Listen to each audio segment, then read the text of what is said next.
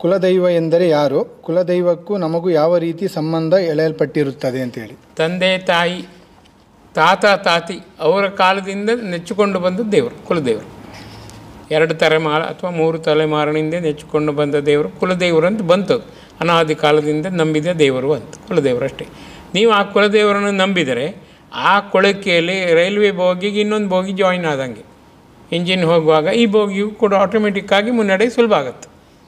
ಎಲ್ಲದಿದ್ದರೆ ಹೊಸದಾಗಿ ನೀವು ಭಕ್ತಿ ಶ್ರದ್ಧೆ ವ್ಯಾಕುಲತೆ ರೂಢಿಸಿಕೊಂಡು ಇನ್ನೊಬ್ಬ ದೇವರನ್ನು ನಂಬಿಕೊಂಡು ಹೋಗುವಾಗ ಅಷ್ಟರ ತನಕ ಅದು ಸ್ಟಡಿ ಆಗುವ ತನಕ ನಿಮ್ಗೆ ಸ್ವಲ್ಪ ವೇಟಿಂಗ್ ಚಾರ್ಜ್ ಜಾಸ್ತಿ ಆಗುತ್ತೆ. ಇದು ಆಲ್ರೆಡಿ ಆಗಿದೆ, ಗ್ರೌಂಡ್ ಪ್ರಿಪೇರ್ ಆಗಿದೆ, ನೀವು ಬೀಜ ಬಿತ್ತಿದ್ರೆ ಸರಿ.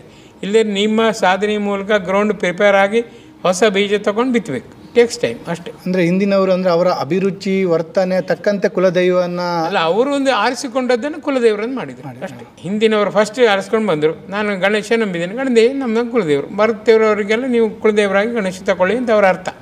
ಅಂದರೆ ನಮ್ಮ ಕುಲದೇವರು ನಮಗೆ ಹೆಚ್ಚಿನ ಸಹಾಯ ಮಾಡುತ್ತಾನೆ. ನಮ್ಮ ಪಾರ್ಟಿ ಅಂತಿದ್ದಂಗೆ ನಮ್ಮ ಪಾರ್ಟಿ ಮಾರ್ರೆ ಅಂತ ಹೇಳಿ ನೀವು ಮಿಕ್ಸ್ ಆಗೋ ಸುಲಭ. ಅಲ್ಲಿ ಅದು ಎಡತಡೆ ಇರುವುದಿಲ್ಲ, ಅಂಬಿಗಿಟಿ ಇರುವುದಿಲ್ಲ, ಏನು ಮಾಡ್ತಾರೋ ನಮ್ಮ ಸಂಶಯ ಇರುವುದಿಲ್ಲ, ಎಲ್ಲರೂ ನಮ್ಮವ್ರೆ.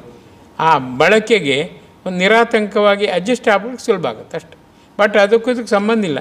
ನಿಮ್ಮ ಭಕ್ತಿ ಶ್ರದ್ಧೆ ವ್ಯಾಕುಲತೆ ದೀರ್ಘವಾದರೆ, ಆಮೇಲೆ ಆಳಕ್ಕಿದ್ದರೆ, ಡೈವಿಂಗ್ ಡೀಪ್ ಆದರೆ ಯಾವ ದೇವರಾದರೂ ಒಂದೇ, ಅವ ಕುಲದೇವರೇ. ಕುಲವನ್ನು ಕಾಪಾಡುವ ದೇವರು ಕುಲದೇವರು ಅಷ್ಟೇ. ಅಂದರೆ ಈಗ ಕುಲದೈವ ಅಂತೇಳಿ ಹಿಂದಿನವರನ್ನು ಅಂದರೆ ನಮಗೆ ಅದು ಸುಲಭವಾಗಿ ನಮಗೆ ಅದರಿಂದ ಮುಂದೆ ಬೆಳವಣಿಗೆ ಆಗಲಿಕ್ಕೆ ಸುಲಭ ಅಂತ ಈಗಾಗಲೇ ಹೋಮ್ವರ್ಕ್ ಮಾಡಿದ್ದಾರೆ. ನಾವು ಸ್ವಲ್ಪ ಮುಂದಾದರೆ ಸರಿ. ಇಲ್ಲದ್ರೆ ನಾವೇ ಹೋಮ್ವರ್ಕ್ ಮಾಡಿಕೊಂಡು ನೀವು ಇಲ್ಲಿರಿ ಎಂದು ಬೇಡಿ ಆ ಬೇಡೋ ಕೆಲಸ ಅವ್ರು ಮಾಡಿದ್ದಾರೆ ಎಂಬ ನಂಬಿಕೆ ಇದ್ದರೆ ಕುಲದೇವರಿಂದ ನಿಮ್ಗೆ ಲಾಭ ಇದೆ. ಈಗ ಕುಲದೇವರಿಗೆ ಗೊತ್ತಿಲ್ಲ ಅಂದ ಆ ಸಂದರ್ಭದಲ್ಲಿ ಯಾವ ದೇವರನ್ನು ನಂಬಿ ಕುಲದೇವರನ್ನು ತಗೊಳ್ಳಿ, ನಾವು ತಿಂಟುವರಿ. ಆ ರೀತಿಯಾಗಿ ಏನು ತೊಂದರೆ ಇಲ್ಲ. ಅದಕ್ಕೊಂದು ಬೇಕಾಗಿದೆ ಅಂತ ಏನಲ್ಲ, ಇದ್ದರೆ ನಿಮಗೆ ಸಹಾಯ ಆಗಬಹುದು, ಆಗಬೇಕಂತೂ ಇಲ್ಲ. ಯಾಕಂದರೆ ಭಕ್ತಿ ಶ್ರದ್ಧೆ ವ್ಯಾಕುಲತೆ ಅಂದ್ಕೊಂಡು ಭಗವಂತ ಡಿಸೈಡ್ ಮಾಡ್ತಾನೆ ಕುಲದೇವರು ಹೌದಲ್ಲ ಅಂತ.